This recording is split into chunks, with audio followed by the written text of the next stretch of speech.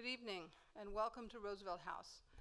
I'm Jessica Newworth, the director of the Human Rights Program here, where we are so fortunate to be in the home of and surrounded by the spirit of Eleanor and Franklin Roosevelt.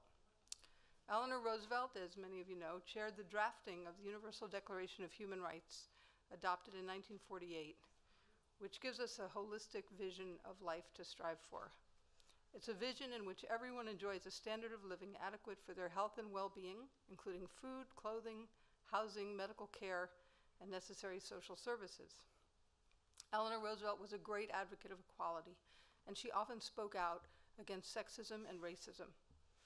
Tonight, we are very privileged to be launching CAP International's report, Last Girl First, this beautiful cover, a study of the intersection of sex, race, and class-based oppression as it relates to prostitution. It always surprises me that within the women's movement there is so much controversy over prostitution, a debate over whether it is an empowering expression of agency or a disempowering form of oppression. Last Girl First is a deep dive into the reality of this multi-billion-dollar industry in 49 countries around the world. The marginalized groups that are targeted disproportionately and systematically by the industry profiteers, and the exploitation in which it is grounded. We're very pleased to have CAP International with us tonight, Jonathan Maschler, the executive director, and Emma Seeby, the advocacy coordinator and author of this groundbreaking report. We are also very glad to have the Coalition Against Trafficking in Women and Rights for Girls hosting this event with us. And it is a great honor to have the Swedish and French consulates in New York as co-sponsors. The equality model that was pioneered by Sweden and adopted more recently by France is what Gloria Steinem calls the third way, a progressive alternative to the full criminalization of prostitution that we have here in the United States, and the full decriminalization of the entire prostitution industry that other countries have adopted. Sweden and France have come together in a joint diplomatic initiative to promote this strategic approach, which is being adopted by more and more countries, including Norway, Iceland, Ireland, Canada, and Israel. I'd like to welcome the two consuls who are here with us tonight and invite them to say a few words. Camilla Melander, the Consul General of Sweden. Thank you so much, dear participants. I'm very happy to be here at this very important event in New York to put focus on the work against prostitution and trafficking of persons for sexual exploitation. I want to express my sincere gratitude to CAP International and to the Coalition Against Trafficking in Women, and also to Roosevelt House. Thank you so much. Sweden is a strong supporter of the work of both CAP International, and it's wonderful that we can be here to launch for the launch of Last Girl First report here today. And the work against prostitution with a focus on targeting the demand and trafficking for sexual exploitation is a high priority for the Swedish government. And it's addressed and included in the work to combat men's violence against women. And the work is further an integral part of the Swedish feminist foreign policy. Exploitation in prostitution and human trafficking for sexual purposes is a ruthless and cynical exploitation of other people. It's a serious violation of the individual's human value, and it's also a major obstacle to social equality, gender equality, and the opportunity to enjoy human rights and to achieve the goals of Agenda 2030. We also hear very worrying reports in and around Ukraine. The Swedish work in this field is based on the conviction that prostitution causes serious harm to the individuals involved, as well as to society at large. Sweden was the first country to criminalize the purchase, but not the sale, of sexual services. The ban came into force in 1991. It's been an important tool to counteract trafficking in persons for the purpose of sexual exploitation. It has strengthened the victim's position, and it has made trafficking less attractive in Sweden. A ban can only be a complement to social efforts, and people in prostitution need solid exit strategies, support, and the alternative rights to livelihoods. Regulating and normalizing this exploitation of sex work is not an option. Prostitution and human trafficking for sexual exploitation are highly gendered issues. Men are the predominant purchasers of sexual services from women, girls, LGBTI people, men and boys. And most women are the ones that are being prostituted. By exclusively targeting the demand, Sweden aims at both disrupting the market and addressing the inherent power imbalance between men and women. And several other countries have followed suit, as was just said, Norway and Iceland, as well as Ireland, Canada, Israel, and France. What was first referred to as the Swedish model is now referred to as the equality model, and this is a development that we highly welcome. Sweden is working closely with France on a joint diplomatic strategy to address trafficking for sexual exploitation, and that's a cooperation that we highly value. Changing norms and attitudes are key in order to successfully prevent exploitation and abuse. And we see that our legislation had a normative effect, and that there is strong support for the legislation amongst the Swedish population. I think 72% are in favor of. To counteract the long-term demand, there is a need for universal prevention measures aimed at boys and young men to change the harmful gender norms and stereotypes that justify violence and restrict women's and girls' life choices and the right to decide freely on matters relating to their sexuality and reproduction. And a significant part in changing social norms and reducing gender-based violence is to provide comprehensive sexuality education, CSE. Sweden is a strong supporter of the SRHR agenda, and promoting CSE is a priority. On a national level, the Swedish government has updated the CSE in schools in order to equip boys and girls with an understanding that sex must be based on consent and free will. And furthermore, in 2018, a new sexual offences legislation based on consent was introduced in Sweden, a very important step towards preventing abuse and ensuring bodily autonomy. In relation to trafficking, the legislation means that anyone who buys sex from someone who has been trafficked can be convicted of rape. We all need to do more together to address the crime of trafficking in persons. Buying sex is an act of violence, and we cannot accept the serious abuse that prostitution and victims in trafficking are facing. Addressing the demand needs to be at the heart of attention in our future joint efforts to efficiently combat this crime and ongoing exploitation. We also need to listen to the voices of the victims and survivors and include them in the efforts ahead. We also need to keep in mind that no matter what national laws look like, every UN member has the obligation to tackle the demand. The UN protocol and its Article 9.5 reminds us of our responsibility to address the demand that fosters trafficking for all forms of exploitation. And Sweden urges all member states to fully implement the protocol.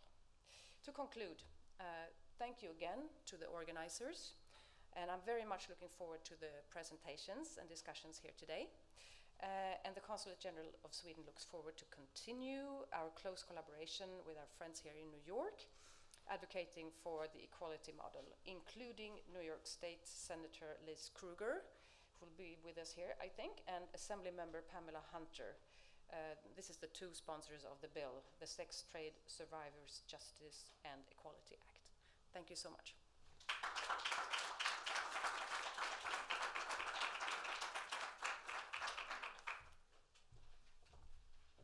Thank you. And now it's my pleasure to welcome Jérémie Robert, the Consul General of France.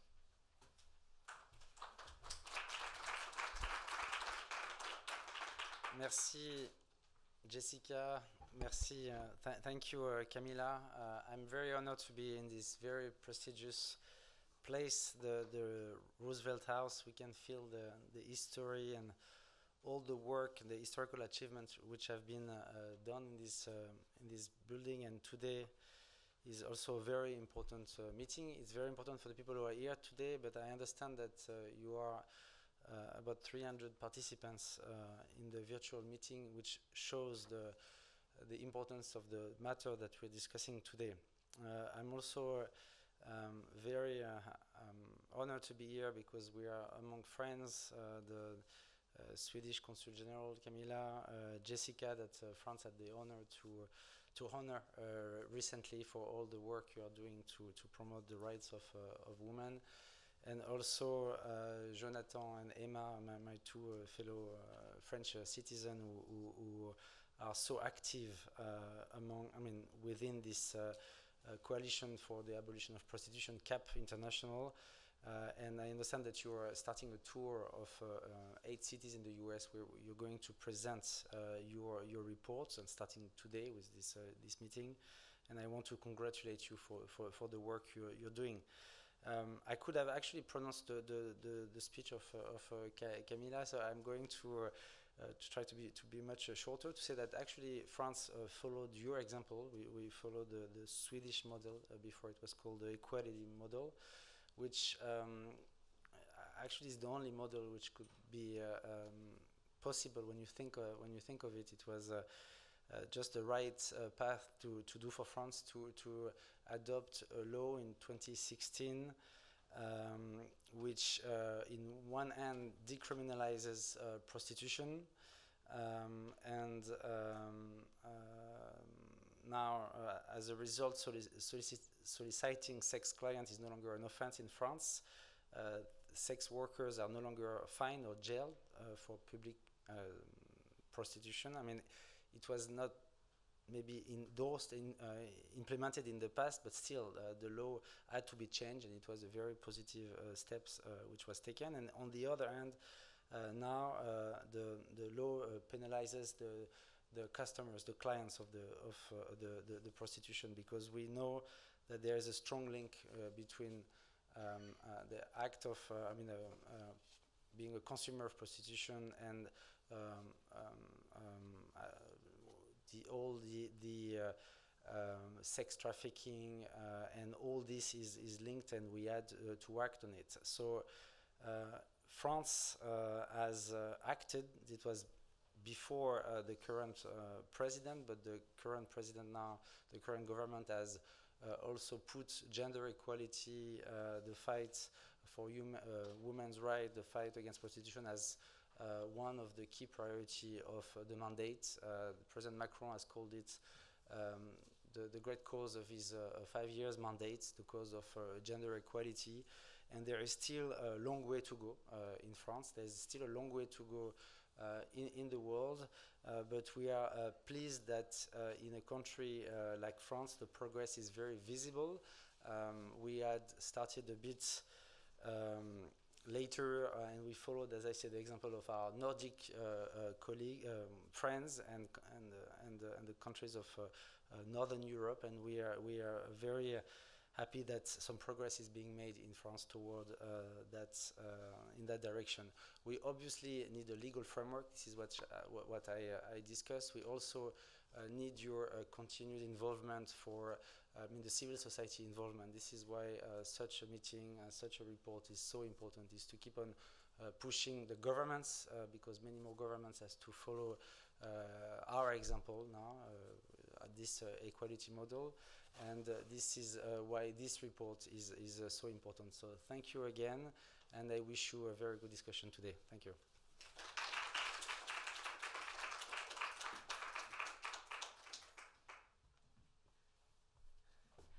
Thank you. It is now my great pleasure to hand the program over to our moderator this evening, Taina Bien-Aimé, the Executive Director of the Coalition Against Trafficking in Women.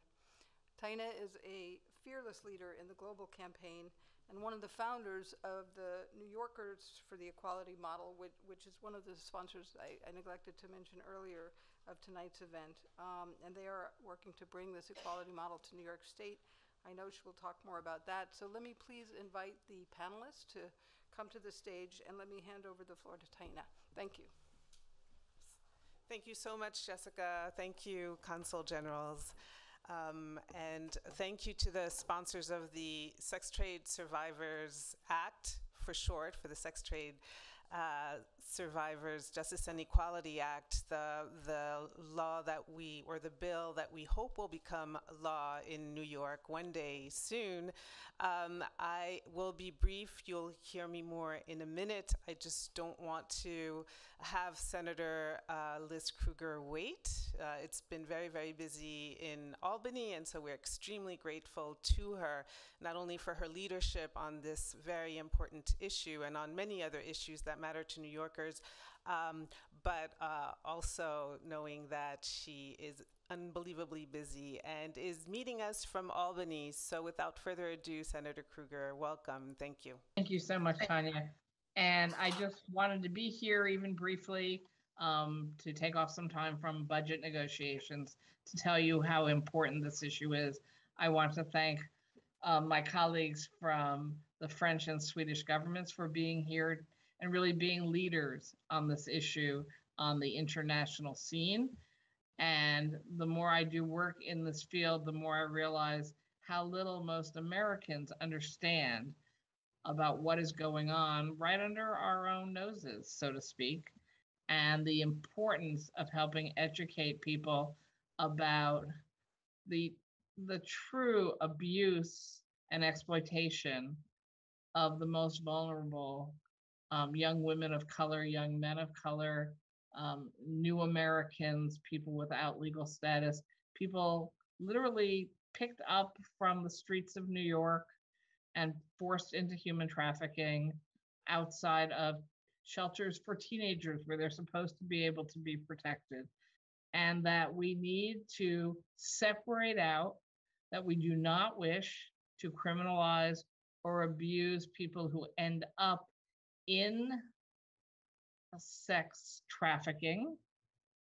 We do not wish to criminalize or force further into nightmare situations those caught up in prostitution.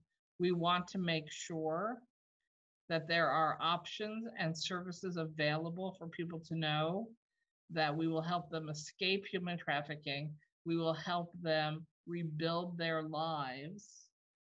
This is not a model to cause pain or harm, just the opposite, but also for people to understand cause and effect, and that there is serious exploitation, serious abuse being set up and operated in our communities because people want to purchase sexual acts that they, for some reason, don't think they can get access to, and perhaps enjoy the violation and violence towards others. And I am not a big judge of other people's sex lives, other than you don't get to do this to people against their will. And you know what? When you're forced into this life because you don't have other options, that's against your will. So I'm very proud to be the sponsor, the lead sponsor in the Senate. I think building understanding and education around this issue. My colleague in the Assembly, Pamela Hunter, a wonderful Assemblywoman from Syracuse. I don't know whether she's going to be able to get on this event this evening, because I know that the legislature is up here dealing with trying to meet our budget deadline of April 1st. But I did want to at least just briefly join in and thank all of you who are doing this work, and tell you how important it is to thank the organizations working on the research and the reports, but also to thank the young people who actually may have been participants in this life and who now have been able to get themselves out of it and want to be here helping all of us understand what reality is and help us understand that there are serious issues that we as a country and we as the state of New York must address through better and stronger laws and protections for everyone. So with that, I will just be able to stay on and listen for a little while, and thank you so much, all of you.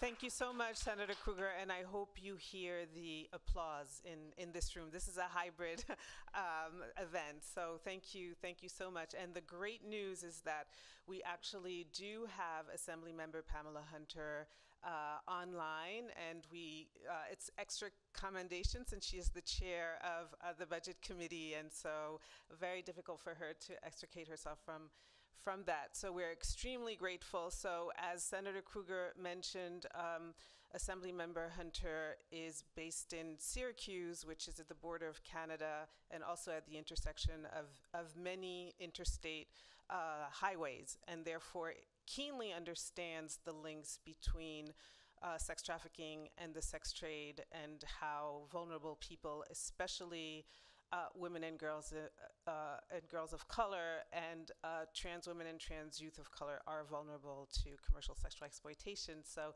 without further ado, Assemblymember Hunter, if you are still with us. Sorry, the I think floor. there might have been a little bit of a misunderstanding.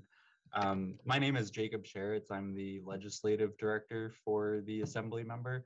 So I just wanted to come online since she isn't able to attend at the moment. They're in conference, and she is the chair of the majority conference, so she has to preside over those proceedings. So she wasn't able to step away, but we definitely wanted to underscore everything Senator Kruger said.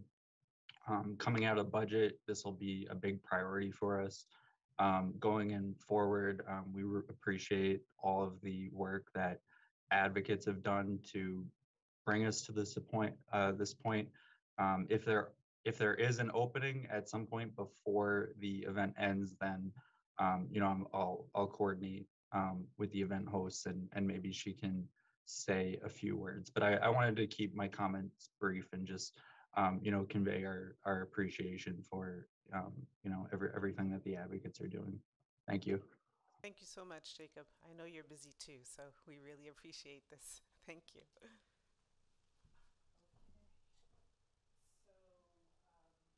So again, my name is Taina,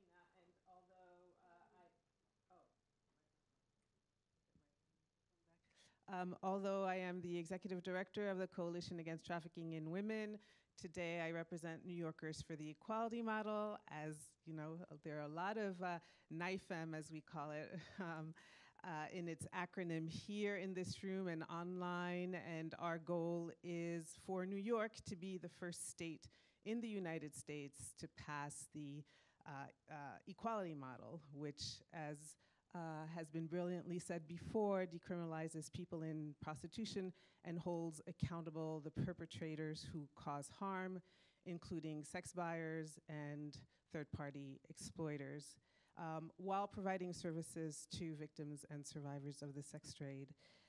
I just want to, again, really express our deepest gratitude to the Consuls General of Sweden and France. And I have to say that when times are tough and we think that we can no longer climb the mountain, it's a steep mountain here in the United States, especially here in New York, for a number of reasons we can get into. I always think of our friends from Sweden who tell us that they were alone for 10 years with this law, and when they went into formal environments, whether it was within official settings of the European Union or other regional institutions, other governments would actually make fun of Sweden and say, ha ha ha, you think you can abolish prostitution. And yet now 7 countries have followed Sweden, and so we want to commend you for your vision for gender equality and for an end to gender-based violence. And with also all due respect to the Swedish government, we commend France, which has today the strongest and most comprehensive equality model law in the country. And as much as New York can emulate the French law, we will. So it's such a great privilege, and I wanted to thank Jessica Neuwirth, of course, for hosting this event, and thank you, Eleanor Roosevelt. I know she's smiling on us, and it's such an honor to be in this unbelievable space. To think that this is where she lived is always very moving to me. And what is also moving to me is moderating this panel of the younger generation of abolitionist advocates. And before I start, I think we want to show a little video.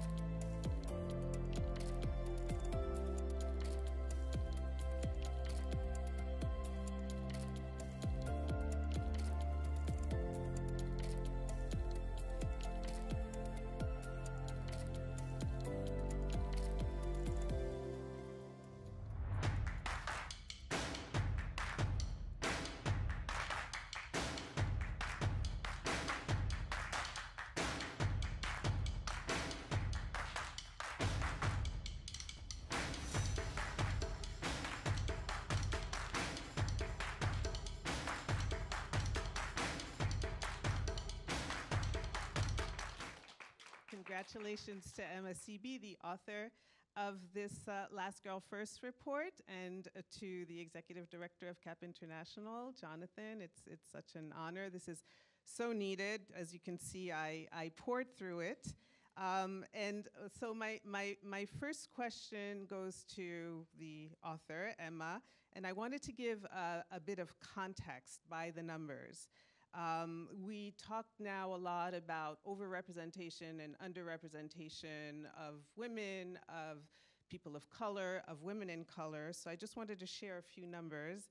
So women of color, which includes Black, Latina, Asian, Indigenous women, make up 1.2% of Fortune 500 CEOs.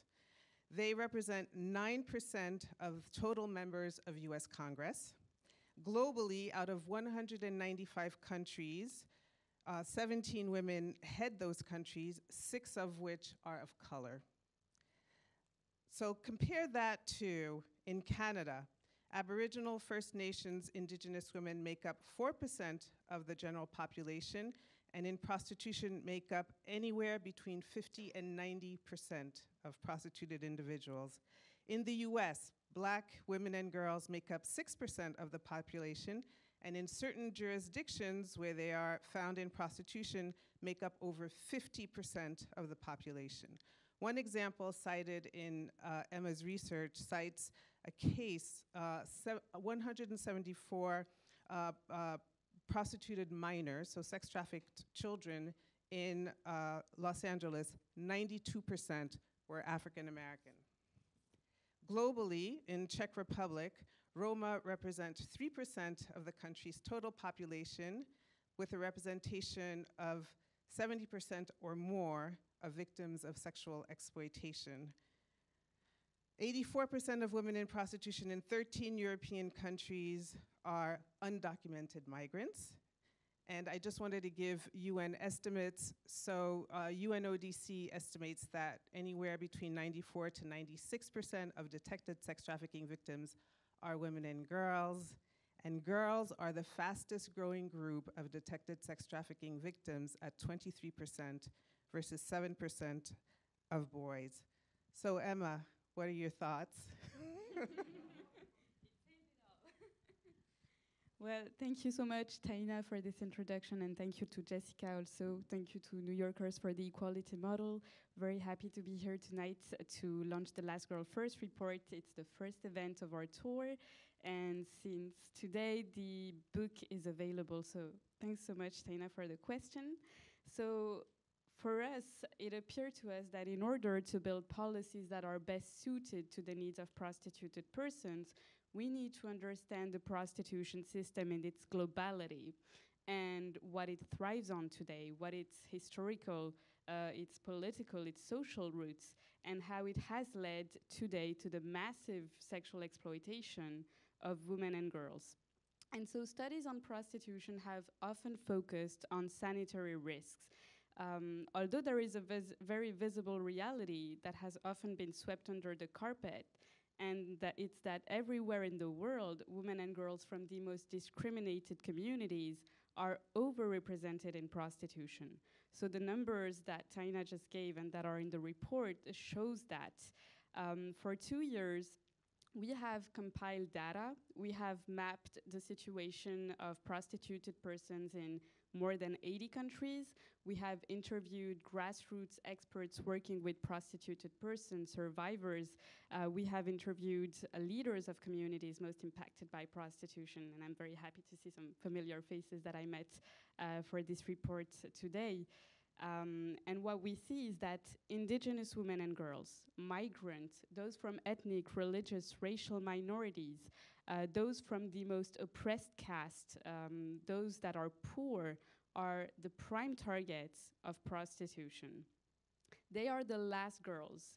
They are those who are at the margins, those who suffer from systemic discriminations, and those who, as a society, we have kind of accepted that they form this class apart that has to satisfy the male-driven demand for the purchase of a sexual act. So that's what was the starting point of the Last Girl First report. And we gathered the voices of all of these persons to produce this book today. And it's a book that really opens our eyes on the realities of prostitution. And so what does the research underline exactly? It is first of all a world tour of who are the victims of prostitution and trafficking for sexual exploitation in the world. Without surprises, women and girls are disproportionately targeted by this system, and the LGBTQ community also is very much represented. As Taina said, 94% of identified trafficking victims for sexual exploitation are women and girls. This is huge.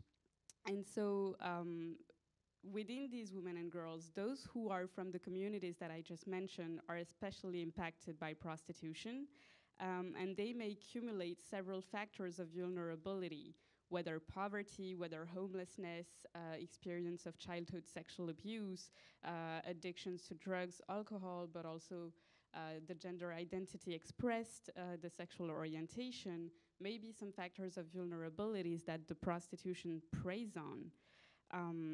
And so the research goes on, and I won't develop too much not to spoil it for you, but I will speak about some of the intersectional oppressions that are quoted in this report and that I think is quite interesting for the context here in the US.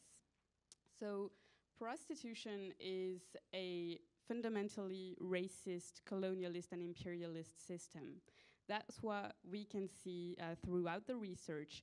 We often hear, for example, that prostitution has always existed, but that's not true, because in fact, in many matrilineal indigenous societies and communities from North America, for example, or in Oceania, prostitution was introduced with the European invasions. And so colonizers, along with genocide, along with land destruction, culture destruction, forced displacements, introduced prostitution and sexual violence in these communities. So we can see that the bodies of the women at that time were conquered just like the lands, and they were used as a tool by the colonizers to not only dominate the women, but also to humiliate and dominate the colonized people. So today, the overrepresentation of women and girls from indigenous communities in prostitution is a legacy of colonialism. Colonialism has created an intergenerational trauma among many indigenous. It has shaped discriminatory systems that are still in place today and that that makes higher rates of poverty, intrafamilial violence, addictions, but also discriminations against indigenous communities. And these reinforce the vulnerability of indigenous women to prostitution. Colonialist and imperialist powers have also used the regulatory approach to the system of prostitution as a tool to dominate and conquer the colonized. So the research you'll see underlines how in Maghreb countries, in India, in Korea, in the Asian continent, imperialist powers, whether the French, whether the British, whether the American GIs, or the Japanese Imperial Army, have taken profits from the prostitution of local women. In the military brothels, thousands of indigenous women were exploited in prostitution. The Japanese Imperial Army exploited 200,000 so-called comfort women from South Korea. The objective behind military prostitution at the time was very clear. It was to diminish the rapes committed against women from the same society. And so these rapes were perpetrated against women in prostitution, against those so-called comfort women. They were actually the recipients of the worst of the violence from the military, from the Japanese army. So in general, imperialist powers that organized prostitution also imposed very strict sanitary controls on the women. These controls in the brothels aimed at preserving the white society from the spread of venereal diseases from the indigenous women and girls that were exploited in the brothels. And the logic behind that was that women's bodies could be exploited to the benefit of the colonizers, but at the same time, they had to be kept away from society, from the civilized society. So colonists established a distinction between the indigenous savage and the white civilized, which would later justify the prostitution of the later by the first. And this distinction is still at work today. So the overrepresentation of women and girls from the most discriminated communities in the world today has actually everything to do with colonialism and imperialism. So in Germany, for example, Germany has adopted a system that has legalized prostitution in 2002. And what we see, the numbers from the police show that 50 to 90% of the women who are exploited in the brothels that are legal in Germany are actually foreign women. They come from Eastern European countries, they come from Africa, and it's the exact same numbers in the Netherlands that has legalized prostitution in 2000, and in New Zealand that has also legalized prostitution. Maori indigenous women are overrepresented among the licensed brothels. So the countries in the Western world that have legalized prostitution today apply the exact same hygienist logic that the colonial powers once used. The same women are expected to be sexually available to the same sex buyers. Colonialism and imperialism have created also this collective imagination that persists today and that thrives on the fetishization, the exoticization, the hypersexualization of women of color. These processes justify to the eyes of everybody in our society that women of color are overrepresented among the victims of the sex trade. So studies show in the US, for example, that black girls are seen as less innocent, less in need of affection, more independent, and more sexually promiscuous than their white peers from age 5 to 14. And the vision that has developed around black girls in Western world is one that is rooted in slavery. For example, in the US, it is very rooted in the slavery past of the country. Asian women are subjected to racist stereotypes. They're seen as docile, submissive, and indigenous women are also very much victims of racist discrimination, seen as Pocahontas, enjoying violence, stupid. And these words are the very words of sex buyers on forums where you can find ads on prostitution. These words are the words that are denounced to by the leaders of the communities that are most impacted by prostitution. So with this in mind, we can clearly state that the act of buying sex is racist, and we can no longer pretend and ignore that it's an act that is rooted in these imperialist, colonialist trends. Prostitution is also a system that is deeply rooted in class domination, so belonging to a disadvantaged social class and the resulting experience of poverty is a determining factor in entering and remaining in prostitution. The class logic goes beyond the sole factor of race. So women and girls in prostitution, what we see is that they're often the ones that are cut off from the formal economy, that have been deprived of all their rights, that have been deprived of access to employment, and who are unable to sell their labor power and have to sell the last thing that they have left, which is their bodies. So the report highlights, for example, how in Greece and in Portugal, the economic crisis have resulted in an unprecedented increase of Greek and Portuguese women in prostitution. In India also, the Dalits, that are the most oppressed caste and considered impure by dominant castes, are overrepresented among the victims of prostitution in the country.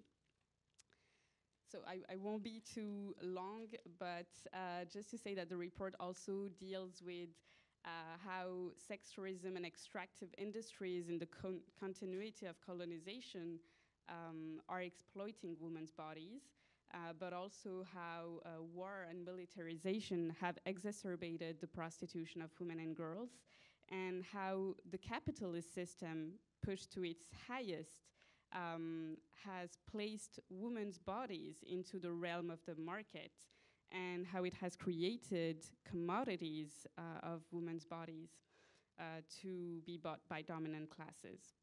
So it shows basically that the sex trade and the prostitution system is far more than what is usually described. It is the product of intersectional oppression. It is a product of patriarchy in its purest forms, of class domination, of forced displacement, of genocide, of poverty. And women and girls that are in prostitution are at the intersection of all these patterns of domination. And contrary to what is often portrayed, they are the ones who have the least choice. They are the ones who have the fewest alternatives. So what do we decide collectively as a society to answer these issues? Luckily, we have some countries that have showed the way. The question that this report answers is, do we accept simply that prostituted persons are the most marginalized in our societies? Do we choose to profit from their prostitution by legalizing prostitution, as certain countries have done? Or do we condemn them to prostitution as a sole alternative to survival? Or do we, on the contrary, reaffirm that human rights are universal, reaffirm that human dignity is universal, and that we can provide alternatives, we can provide dignified living conditions for prostituted persons?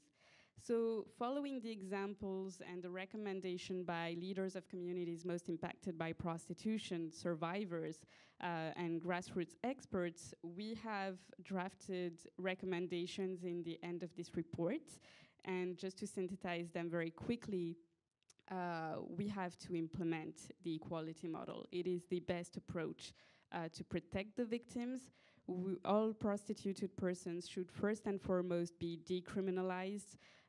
They should be provided with care, psychosocial support, and they should be able to have access to financial support to allow them to exit prostitution. We should also address the demand that fosters and that produces these markets by penalizing sex buyers, and we should have a very strong stance on criminalizing traffickers and pimps. These measures all have to be implemented at the same time, otherwise it doesn't work. It's a complete scheme that we need to implement. And so just to end up on saying that creating an equal society inevitably involves abolishing the sexist, capitalist, colonialist, imperialist, class-based system of prostitution. And the fight against the system of prostitution is a fight for the people and for social justice. So this research is a call to action so that there is no more last girls and first girls.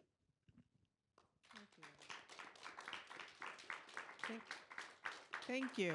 And if anybody is interested, like even in the legislative histories of prostitution laws of countries like New Zealand or Australia, specifically say that prostitution was brought to those shores by the European colonialists. So they admit it themselves, which leads me to the next question, Jonathan. I think here and in many countries, like we all agree that people in prostitution should no longer be decriminalized, but then all hell breaks loose, as we say, when we talk about how to address the sex trade itself. And so if you could give us an overview of the countries that actually have legalized or decriminalized the sex trade, that would be wonderful. Thank you. Thank you, Taina. Well, first of all, allow me also to thank on behalf of CAP, of course, Jessica Neuwirth and the Hunter College. Thanks for your continuous support. Thanks, Taina, for moderating the panel, for your constant support for years.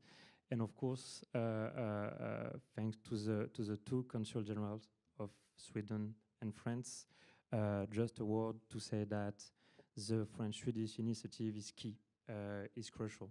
We represent a coalition of 35 grassroots and survivors-led organizations over 27 countries, supporting more than 16,000 victims of prostitution and trafficking around the world.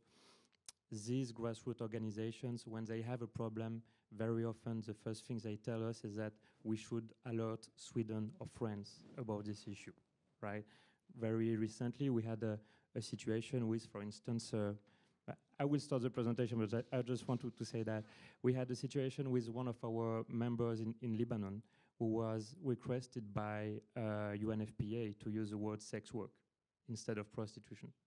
And the first reaction, or one of the first reactions, was to try to alert Sweden and France. So just to give you an example of how important this initiative is, and hopefully this initiative will be expanded to other countries, and we are working with our members so that the abolitionist model or the equality model, as we say more in the US, actually we have different ways to use the name. So we hope this model will be more and more adopted by different countries. So to talk about the current situation and to try to give an overview of the different systems in place right now. To go back to what Emma said, the prostitution system raises a simple question in our societies. What do we have to propose and to offer to the persons among us that are the most marginalized, the most discriminated? Do we have, and should we be satisfied with proposing them to exploit their own bodies without any limit, without any consideration for their health, for their mental and physical health as a means of survival? Or collectively, do we want to try to create and implement a safety net to preserve their rights and their dignity and to give them a concrete alternative to make a living? So some countries have chosen the first option. So we'll talk about Germany. It's a bit difficult for me to read. But Germany, to put it simply, chose to accept this very theoretical and actually completely unrealistic distinction between a free prostitution that could be legalized and a forced prostitution that should be repressed. So in theory, Germany penalizes trafficking in human beings through the Article 232 of its penal code, providing penalties ranging from 6 months to 10 years imprisonment for exploiters. It doesn't work at all, and because at the same time the country has legalized prostitution, following the myth of a free prostitution being normalized and improved. So after 20 years of implementation, we know the result. We made a joint presentation a few days ago with Ingeborg Kross, Dr. Ingeborg Kross, who is an expert on the matter. The country has become the brothel of Europe, with more than 3,500 legal brothels, without even mentioning the illegal brothels. More than 1 million men buying sex every day. 400,000 women in situation of prostitution. More than 90% of them being in a situation of migration. And over these 400,000 women, only 330 being identified as victims of trafficking per year. So just 5 years after the law was passed in 2022, the UNODC already quoted Germany as one of the main destinations for victims of trafficking in human beings in the world. Other countries, such as Finland, have also chosen to dissociate this forced and free prostitution, but this time regarding the criminalization of sex buyers. So actually, in Finland, if you're a sex buyer and you're arrested by the police, you will be penalized only if the police or the justice system manage to show that you have bought sex to a victim of trafficking. So of course, it's the best excuse for sex buyers who will always play naive. It doesn't work. They are not arrested. They are not penalized. But at the same time, it allowed the market of prostitution and trafficking, of course, to bloom. So right now, every year, as a result, for the last years, every year Finland is beating its new historical record in identified victims of trafficking, meaning that in 2020, for instance, Finland has reached its highest number of identified victims of trafficking in all the history of the country. And the previous record was 2029, and the previous record was 2028, right? So in practice, the distinction between forced and free prostitution doesn't work. It's impossible for the police to prove afterwards that a sex buyer was dealing with a victim of a trafficker or a pimp. And to put it simply, every time it was considered that there was, on the one hand, a free prostitution, and on the other hand, a forced prostitution, it's just the prostitution industry and the sex buyers who benefited from this distinction, and never the victims of prostitution, because it denies them the possibility to have access to protection, to have access to justice. And in addition, the market blooms, right? So the solutions proposed by Germany and Finland, but we could quote New Zealand, we could quote Netherlands, of course, we could quote Nevada, are not a response to the fight against trafficking in women, and of course, they are not an adequate response to the international obligations of these countries. These countries have ratified the Convention of '49 for the repression of trafficking for sexual purpose. And this convention clearly says that prostitution is incompatible with the dignity of the human person. So no pimping could be allowed. And then, well, there is the abolitionist approach, or the equality model. Of course, Sweden has opened the way. And we will never thank you enough, because the French law would not exist if Sweden didn't open the way. This approach considers that the repetition of sexual acts without physical desire, but instead experienced as a consequence of a financial need, inequality, or as an exploitation of vulnerability, constitutes sexual violence in and on itself.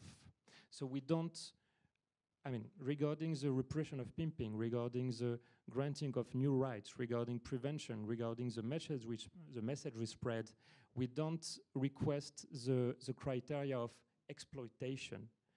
Prostitution in itself is a form of violence that should be condemned and fought. So our objective is not the normalization of prostitution, of course, but to abolish it by protecting the people in prostitution and by really targeting their exploiters, as well as what feeds and is the only reason for the existence of trafficking, which is the demand. So, as Jessica said, it has been adopted by different countries. I won't quote them again. But I want to give a brief overview of the situation in France. Because we are now 6 years after the implementation. Honestly, I would rather say 4 years, because it took really 2 years for the law to be fully implemented. France is a very centralized country, so you start with the capital, and then step by step you implement the law in all the departments, and we have 100 departments. So the law was passed in 2016. It has a holistic approach, right? It modified 9 legislative codes, and it had consequences on social codes, housing codes, penal codes. I mean, I won't quote all the codes, but we have a brochure that we can spread on the French law. The first pillar is a full decriminalization of all prostituted persons. It's important to insist on that because our opponents very often portray us as carceral feminists or carceral militants or people who like to be in a repressive mode. The first impact of the law was to stop the criminalization of women in prostitution. In the 10 years before the adoption of the law, there was an average of 2,500 women going to jail every year because of prostitution law. Since the law passed, this number is 0, right? So this is the first impact. The second impact is a recognition of a status of victim of prostitution, giving the right to an exit pathway, including a set of new rights. So this exit pathway provides access to women in prostitution to a different range of support that would empower them to exit prostitution in a sustainable way. So there is a financial aid, there is access to housing, help with integration via vocational training, access to psychosocial support, access to a residency permit if the victim is a foreigner, because in France, as everywhere, a very large proportion of women in prostitution are migrant women and victims of international trafficking, of course. To date, nearly 800 victims of prostitution have benefited from this program. They work, these programs work. We want 10 times more programs, but the ones which have been implemented work.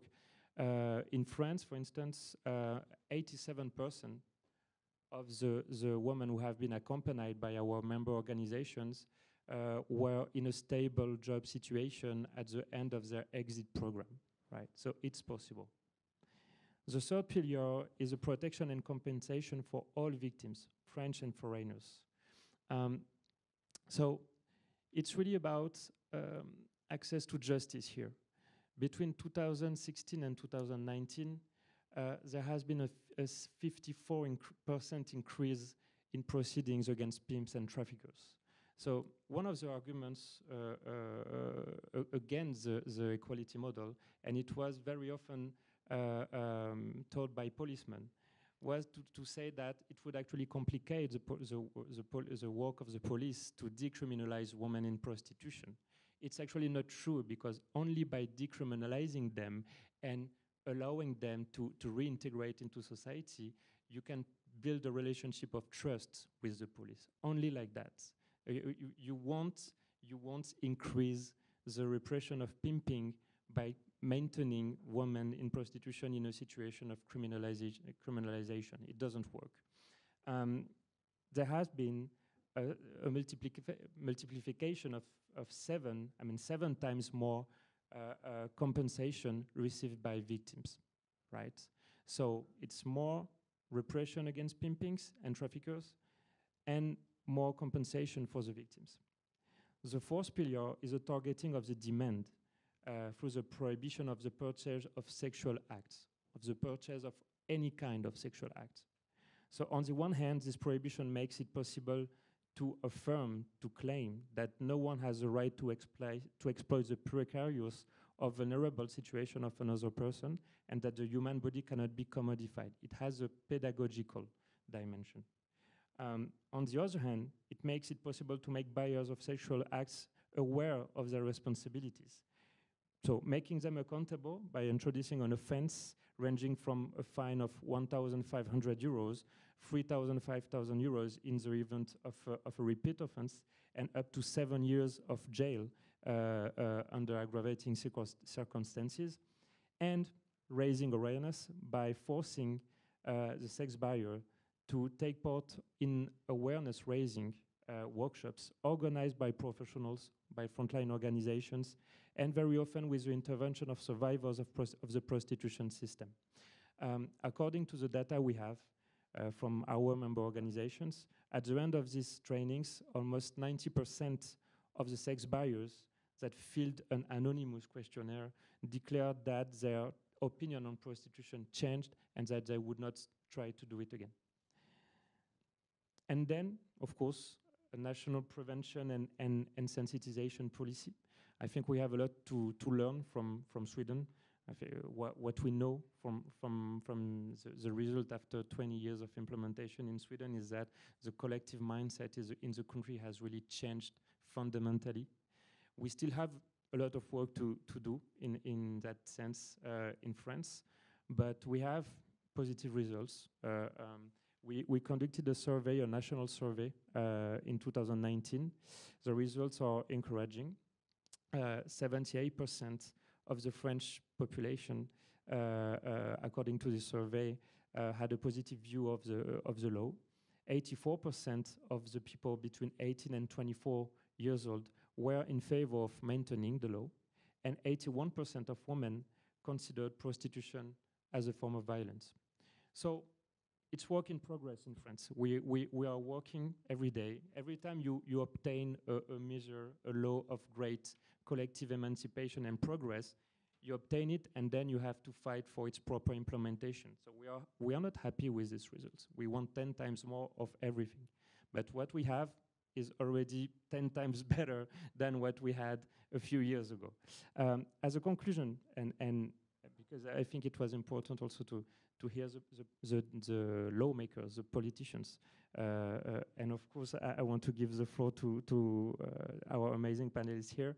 I would say that these policies were obtained because brave political leaders, supported by civil society and with the voice of the survivors of the prostitution, these political leaders put aside their differences to agree on fundamental values such as gender equality, human dignity, social justice, values to which prostitution, even when it's renamed sex work, is fundamentally opposed. So we hope it will be the case in New York. We completely and fully support the Equality Model Initiative in the States. We are at your service to really help you, and thanks again. Thank you so much, and congratulations. So just for clarification, so this is extraordinary, and we're watching France every minute of the week. So in the United States, we're a federal country. We're governed by federal law. So the prostitution is governed by state law. So just to remind people, so prostitution is criminalized in every state of the United States, except for a few counties in rural Nevada where only registered and legal brothels can operate within the context of the system of prostitution. So you can't engage in prostitution in front of that brothel or behind that brothel, but it is a legalized system, and sex trafficking is a serious concern in Nevada, as it is in every state. And so although we do emulate the French law as much as we can, there are certain laws, like immigration laws, that are federal laws that unfortunately we won't be able to emulate from France, but we're working on it. So thank you so much, and congratulations. We know it's a lot of work. So I totally forgot to, because they're so part of my life, that I forget to introduce these two extraordinary young women, Melanie Thompson, who is the youth outreach coordinator at the Coalition Against Trafficking in Women, and Laura Ramirez, who today is representing a grassroots global feminist organization called Affirm, and she's with Affirm NYC. They are extraordinary advocates who actually have crisscrossed the country specifically to talk about what Emma listed in her book. Melanie personifies the last girl first. She's a sex trafficking and prostitution survivor right here in New York City. And I just thought, rather than repeat everything that Emma had said, I thought I'd go straight to the Q&A. Melanie is also a full-time student here at Hunter, and Laura is a graduate of the CUNY system. So this is the question. I'm a Kazi, a student at Hunter College. I have two questions.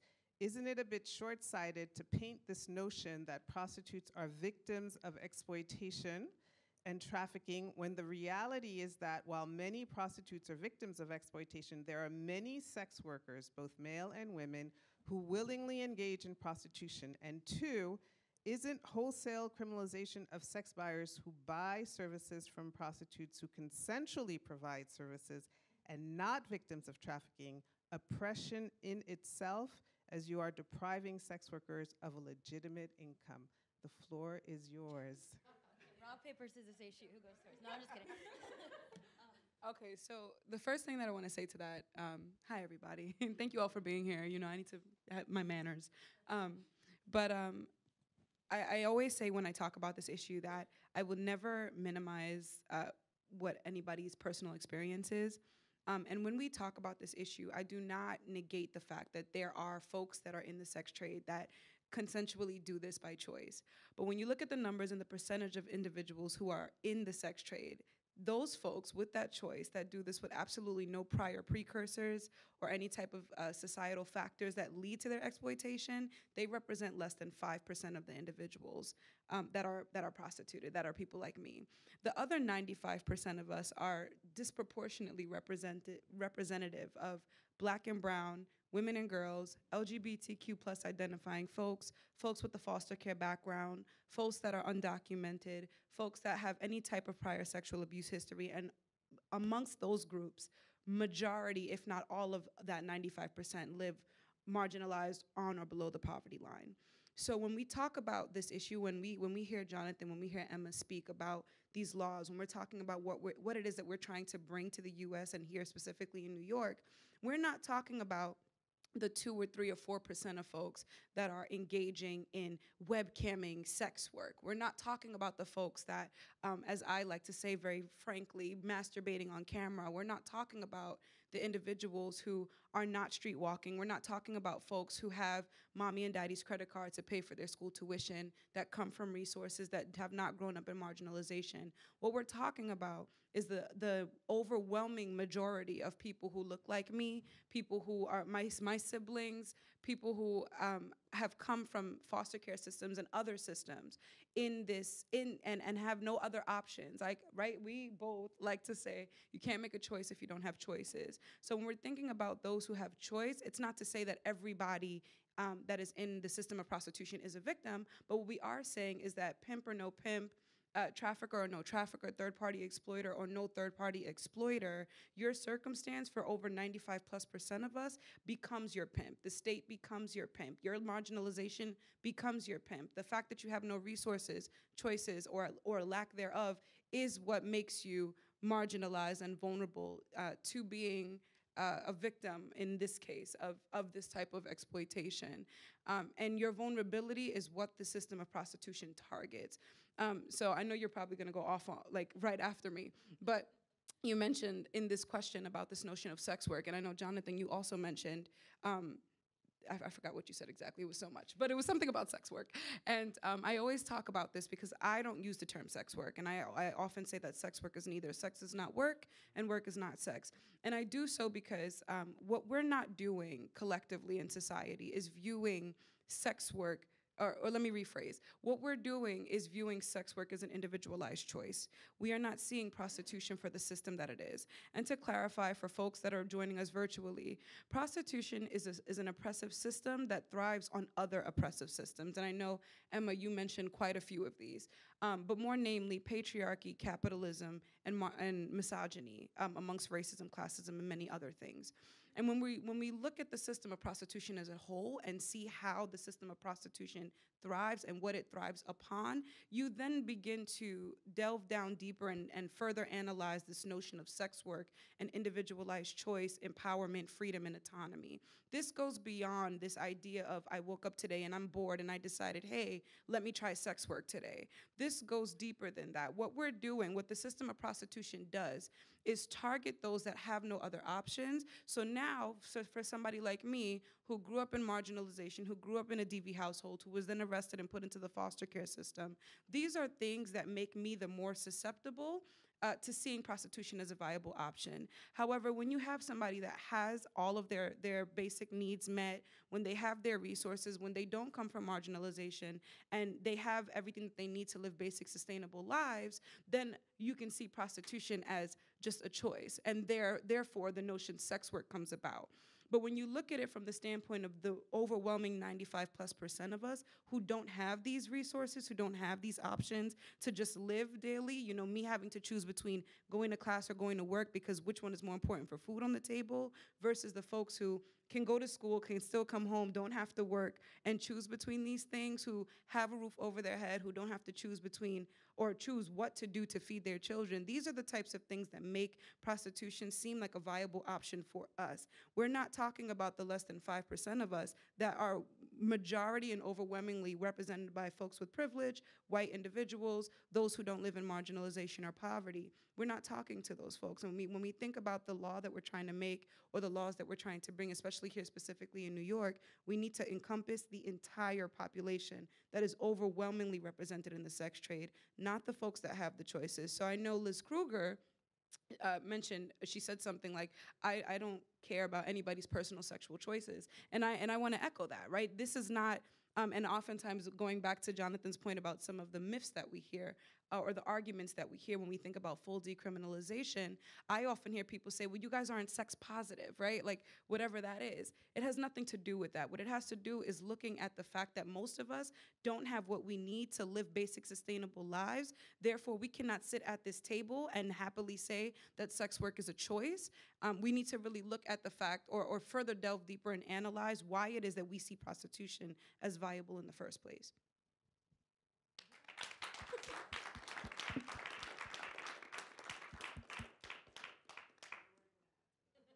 You said it all, girl. But Lloyd, do you want to sort of talk about sort of the challenges we're facing here in New York with the sterling, star-studded, so-called progressive organizations? Yeah, I mean, first of all, again, thank you for being here with us. This is such a cool conversation to have, and I'm so excited about this report launching, so excited about the tour. But yeah, you said it all, Mel, but the one thing that I will add at the tail of that is we don't legislate for those people who see it as a choice, right? We don't legislate for that less than 5% who have the luxury of seeing it as a choice. We legislate, we are advocates for, we are, trying to bring the last girl first for that girl who is everything Mel just described, right? Why? Because the systems failed that girl. Because the systems are cracked, they are broken, and as advocates, as people who want to see a better world, that's our job. So obviously, we need to prioritize these people. Obviously, those are the people that we're going to be talking about, and that population just so happens to be 95% of those who are represented in the global sex trade. So it's very, very clear as to why we take this perspective and this angle when it comes to this issue. Now, like Taina said, we have a mass wave of regressive progressives who embody this idea of, quote, sex work is work. And, unpacking that term in itself is a whole panel of its own. But the idea that sex work is such a catchy slogan, but it has no basis in reality. Like we heard prostitution goes back ages. It is the very, very start of colonialism. A lot of people like to say prostitution is the world's oldest profession. We know that that's not true. Prostitution is, in fact, the world's oldest oppression, right? The person who actually coined that little phrase was a colonizer himself. It was a British poet named Rudyard Kipling, and he was in India. He was a very, very wealthy man, and he referred to the Indian women there as savages. And he had his, obviously he was a sex tourist, one of the very, very first sex tourists in history. So this idea has transformed from an act of violence to us as, colonized women, to something that's being repackaged and sold to us. And why? We have to ask ourselves why. Who does the sex trade serve? It serves men with money, with disposable income, who have power, who have access, and they are basically using marginalized women and poor women as their playground. And I think the question before that you just answered, Mel, the second part of that question was about sex buyers and about like their, are we oppressing their right? I hate to break it to you, but having sex is not a right. It's not a human right. Living without violence, that's a human right. And there's no way that we could legitimize the idea that the male orgasm is more important than marginalized girls having access to a dignified life. I refuse to entertain that idea, and I think that none of us do, right? So that goes back to that question, because that's something that we hear all the time, actually. Like, what about the rights of the sex buyers? Believe me, he has other things he can do. And so the landscape in New York City/state is really complicated because of the fact that this idea of the sex trade being progressive and quote unquote sex positive has been repackaged and sold to us.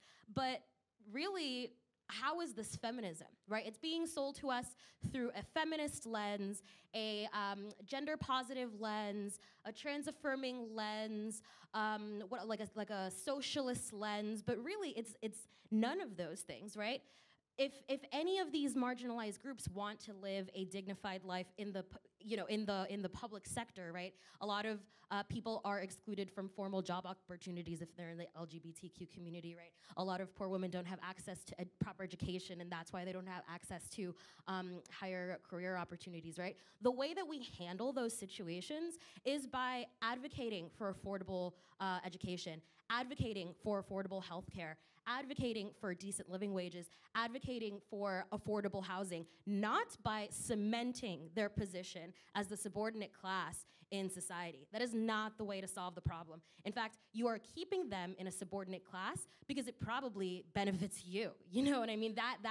You are not an ally to us or any of the people that you say that you are an ally to if you think that the caste of the sex-serving class is where anybody belongs. I love us. I just told Laura, I'm like, I love us, because once we go, we're just back and forth on each other. But I just wanted to emphasize, based off of what Laura was just saying about sex buyers, that sex, and going to that question specifically, sex buyers do not differentiate or care whether you identify as a sex worker or a trafficking survivor, or a trafficking victim, whatever. They don't care, because the reality is prostitution, the system of prostitution, is not about sex. It is about power, and it is about control. And the fact that sex buyers are disproportionately and overwhelmingly white men with disposable income, as you mentioned, taking advantage of mostly Black and brown, LGBTQ plus, foster care, et cetera, et cetera, et cetera. They know that they have the one resource that we lack, which is why the system of prostitution is predicated on and targets folks like myself who grew up marginalized and are vulnerable and don't identify as straight, right? So these are the things that they target and that they fetishize, and they use their disposable income, that resource that I lack, to manipulate that and take control of that. So when when we talk about law, when we talk about full decriminalization, when we talk about the equality model, and all of these different perspectives come up, and these different sides of the debate come up on this issue, we need to recognize, going back to who we legislate for, right? right?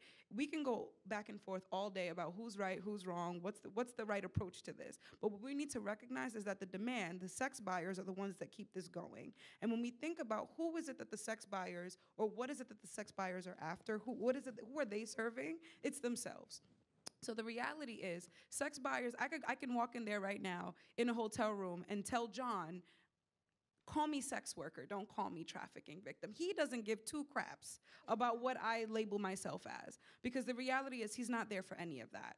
So I really want us to take into consideration when we're thinking about this system of prostitution, when we're thinking about the debate on sex work versus autonomy versus not sex work and not autonomy, we need to think about, no matter what the label is, the reality is that the demand is what fuels this system, and the demand doesn't give two shits about how you identify. What the demand cares about is themselves. What they care about is getting off on that control, that male ego, that entitlement, that sense of you belong to me because I have the one thing you need, and where else can you get it? Especially now, because look at you, you have a record. Look at you, you have a label. Look at you, you're a prostitute. Nobody's gonna hire you. Oh, you can go home to your underdeveloped country. Go home to the projects. Go home to your continued and perpetual lack of resources. So when we're thinking about this debate and we're thinking about legislation, when Laura asked who are we legislating for, it's the majority, and we need to recognize that the law is going against those who perpetuate that system of exploitation and using and targeting folks who are vulnerable. We have to think about the demand and how they play a role in this. Thank you. So we have about 5 minutes left, and I'm looking at the Q&A. There was just one question about porn is prostitution, and yes, pornography is prostitution on screen. Pornography is a very complicated situation in the United States because of the First Amendment. It is not free speech, it's hate speech, but unfortunately, the feminist movement lost on that in the 70s. But I wanted to give the opportunity for questions in the audience, with apologies for the online people. If you have any questions for this illustrious panel. No, yes, Christian Eduardo. Hello, everyone. Wait, hold on, your microphone is coming to you. Hi, everyone. Thank you so much, to be honest. A lot of times I feel that, especially with this progressive wave, like people really don't get it. I have seen prostitution in Mexico, in other countries, and it's, as you said, it's the same. The most marginalized are the most impacted. But it's something that I am seeing here right now, that males are not engaging in this conversation, like sex buyers are not engaging. I think that we all know sex buyers as classmates or professors, fathers, uncles. Like, how do we start having these conversations? Because I think that from one side, all of us, we are trying to fight exploitation, but at the same time, when a sex buyer is part of our circles, we don't call it out. So how can we start like this change, this conversation?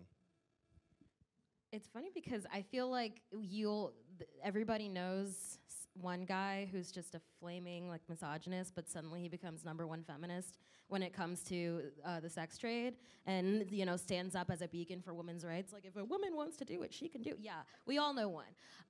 Yeah, and those are a lot of the times the only guys that we hear in the conversation. I think you're absolutely right, and I agree. I think more men have to come to the table, and I think one way to do that is by framing it through the lens of violence, because unfortunately, there's this idea, I think socially, that if you don't belong to that certain group that's being discussed, then you can't comment at all. And so a lot of men think, oh, well, this is an issue that primarily affects women, therefore I shouldn't really say anything, unless it's, of course, to support the women who are in favor of the sex trade, because obviously they have vested interests in doing so.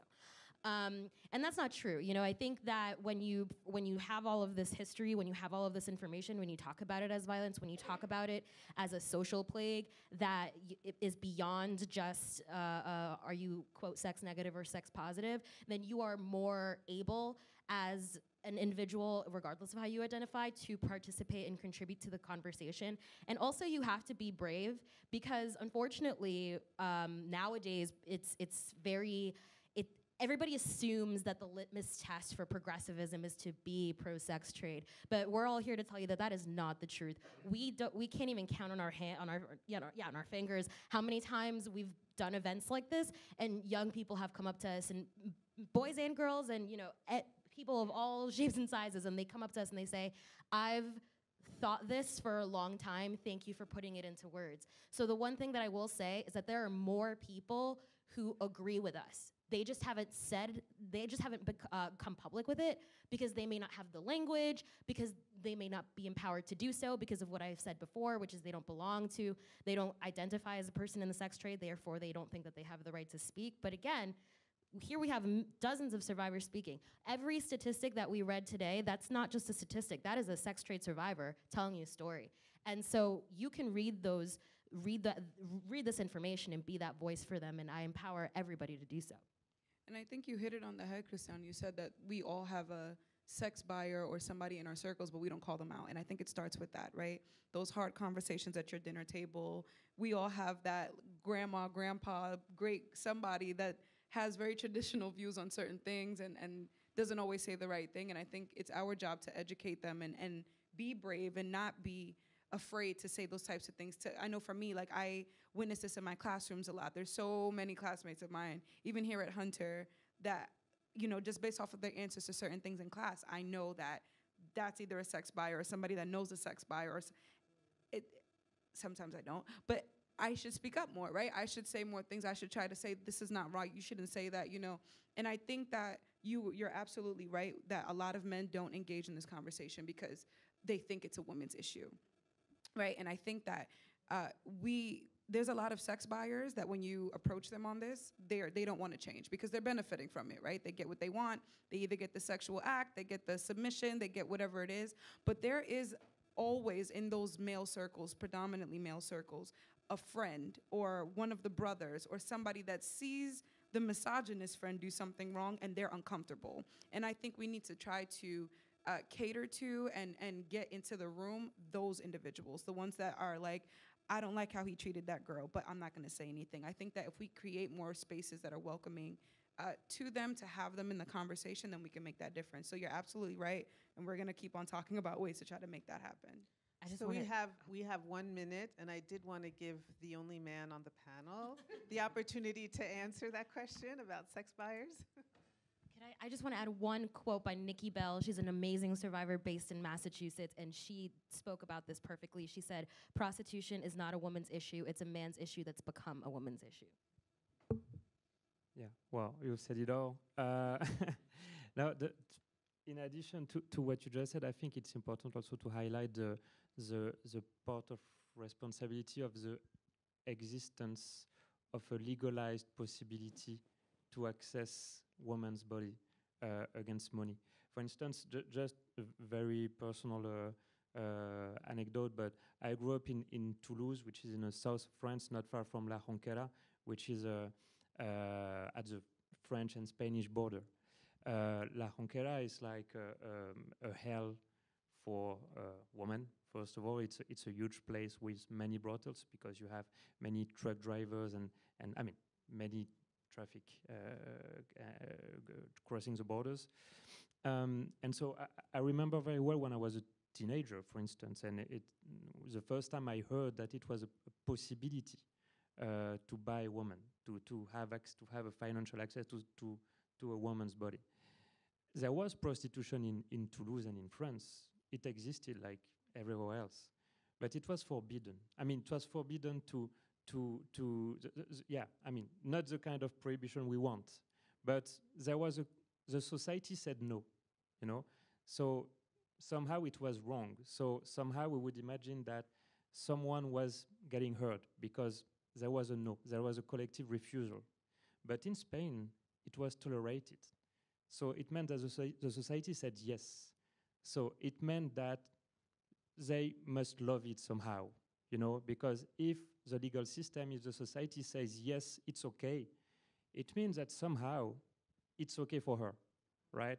And so I think it's important also to highlight the responsibility of the sex work narrative in the construction and perpetuation of the toxic masculinity, and in the perpetuation of, well, giving excuses to men, because honestly, as a guy, well, I do that. I try to do that, you know, like with my friends.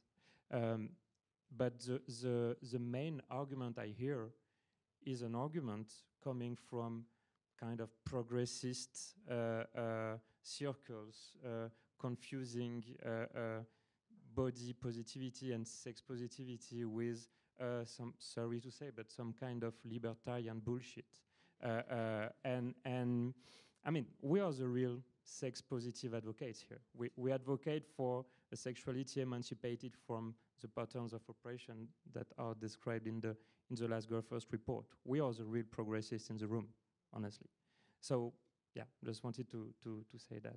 I don't know. Yeah. I just wanted also to add one word. I think in addition to all of this that has been said, we need to promote the idea that abolishing prostitution is liberation for women, but it's liberation for men too. It's liberation from toxic masculinity, from patriarchy, and it's just like telling them you are not just a vehicle that has sexual irrepressible needs that you cannot control. You are human beings that has every faculties that a woman has, and you know, like you can live with that. So it's a liberation project for everyone.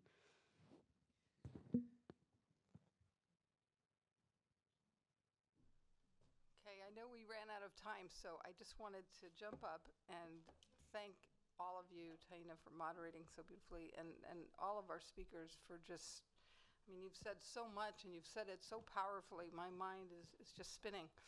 And it's a lot to think about. And in particular, I said earlier, you know, it's puzzling to me that the women's movement is so divided about what is exploitation. It's equally puzzling to me that, you know, there's so much debate on the progressive left, which is so much about social justice and equality and anti-exploitation. So, and if we think about the world, you know, what two countries are more known for sexual freedom than Sweden and France? I think, you know, it's just, there's just something that I think was said many times earlier. There's what Senator Kruger said, there's just such a lack of understanding and thought, and I have found many times, you know, when you speak to people, they just have not really examined this issue. And it's not that hard to get to the same conclusion that we're hearing from all of you. It's just a question of having the debate. So I'm really so pleased that we were able to have this discussion here at Roosevelt House. And it's wonderful in particular to have CUNY and Hunter represented on the panel. So thanks to all of you. Thanks again to Sweden and France, not only for being here for tonight, but just for being such great leaders on this issue. And let me just close by inviting you, those of you who are not online, upstairs for a reception on the first floor. Thanks very much. Thank you, Roosevelt House.